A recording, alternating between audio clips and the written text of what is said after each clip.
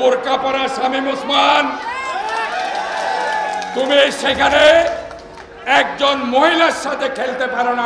শামীম ওসমান রাতের আধারকে কাজে লাগিয়ে বোরকা পরে পালিয়েছেন। আওয়ামী লীগের এই নেতাকে এমনই এক বিস্ফোরক মন্তব্য করেছেন নারায়ণগঞ্জ জেলা বিএনপির সভাপতি মোহাম্মদ গিয়াসউদ্দিন, যার দাবি কুকর্ম ফাঁস হয়ে যাওয়ার ভয়ে কাপুরুষের মতো পালিয়েছেন তিনি।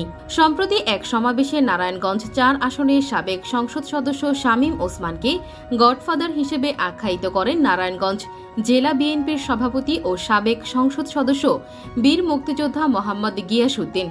২৭শে সেপ্টেম্বর শুক্রবার বিকেলে সিদ্ধিরগঞ্জের মিজমেজি বাতানপাড়া এলাকায় এক জনসভায় তিনি এ মন্তব্য করেন। গিয়াসউদ্দিন বলেন, অনেকে শামীম ওসমানকে বলতেন সিংহ পুরুষ, আমি বলতাম কাপুরুষ। তিনি সত্যিকার অর্থেই কাপুরুষের মতো বোরকা পরে পালিয়ে গেছেন। তিনি বলেন, ২০০১ সালে কর্মীদের রেখে রাতের আধারে বোরকা পরে পালিয়েছিলেন শামীম ওসমান। ফিরে এসে সিংহের গর্জন দিয়ে মানুষকে ভয় দেখিয়ে অন্যায় এবং চাঁদাবাজি রামরাজত্ব কায়েম করেছেন। ছাত্র যুবকের হাতে তুলে দিয়েছেন অস্ত্র। বক্তব্যে বড় বড় কথা বলতেন, বিএনপিকে পিষে দেওয়ার হুমকি দিতেন। তখন আমি বলেছিলাম, শামীম ওসমান আবারও বোরকা পরে পালাবেন। গডফাদার পালিয়েছে, তার কর্মী সমর্থকদের ফেলে রেখে ৫ই আগস্ট তিনি পালিয়েছেন। তিনি শামীম ওসমানকে গডফাদার হিসেবে উল্লেখ করে বলেন, ৫ই আগস্ট সরকার পতনের পর অনেকে ধরা পড়লেও গডফাদারকে ধরা যায়নি। তিনি এখন দিল্লিতে গিয়ে মাজারে রাতে কান্নাকাটি করছেন। তিনি পালিয়ে গেছেন। মোহাম্মদ গিয়াসউদ্দিন আরও বলেন, এর মাধ্যমে যদিও দাম্ভিকতার পতন ঠিকই হয়েছে।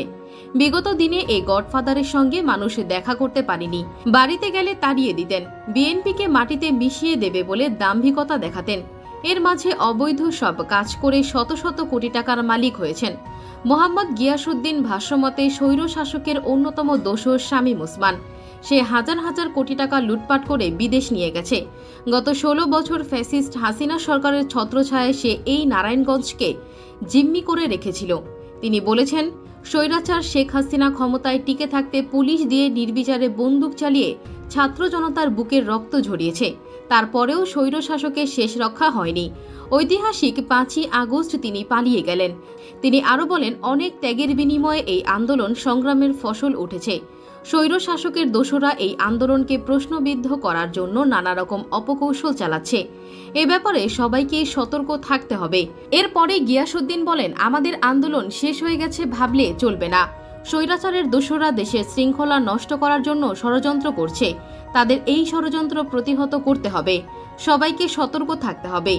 বিচার ব্যবস্থাকে সুসংগঠিত করার দাবি জানিয়ে অন্তর্বর্তী সরকারের প্রতি আহ্বান রাখেন তিনি। তিনি মনে করেন, স্থানীয়ভাবে এখানে স্বৈর শাসকের দোসররা ছিল। তারা ব্যাপক লুটপাট সন্ত্রাসী চালিয়েছে। এখানে আর কোনো আসামি কর্মকাণ্ড হতে দেয়া হবে না। ন্যায় বিচারের স্বার্থে এলাকার ভালো মানুষদের একত্রিত করে বিচার কমিটি করে দিতে হবে। একই সাথে নিজের নেতাকর্মীদের সতর্ক করে দিয়ে তিনি আরও বলেন, ভালো মানুষকে জায়গা করে না দিলে দেশ কখনোই ভালো হবে না। আপনারা যারা আমার কর্মী সমর্থক আছেন, তারা যদি কেউ সমাজের ভালো মানুষকে হেয় করেন, অসম্মান করেন, তাহলে সে যত বড়ই নেতা হন না কেন আমার সঙ্গে থাকতে পারবেন না। ইত্তেফাকের প্রতিবেদন থেকে জানা যায়, জনসভায় বক্তব্য রাখেন সিদ্ধিরগঞ্জ থানার বিএনপির সভাপতি, সাধারণ সম্পাদক ও নাসিক ২ নম্বর ওয়ার্ড কাউন্সিলর, সাবেক সাধারণ সম্পাদক, ২ জন সাংগঠনিক সম্পাদক, মহানগর শ্রমিক দলের আহ্বায়ক এবং নারায়ণগঞ্জ মহানগর যুবদল নেতাসহ আরও অনেকেই।